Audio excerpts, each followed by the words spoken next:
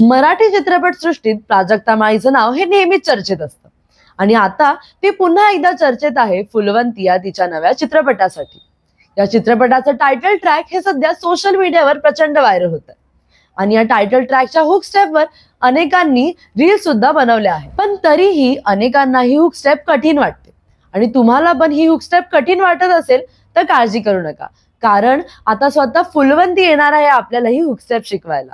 अभिनेत्री प्राजक्ता माळी ही आपल्या चाहत्यांसाठी आता कोरिओग्राफर झाली आहे आणि तिने नुकताच आपल्या सोशल मीडियावरती एक व्हिडिओ शेअर केला। या व्हिडिओमध्ये प्राजक्ता स्वतः फुलवंतीची हुक स्टेप शिकवताना दिसून येते।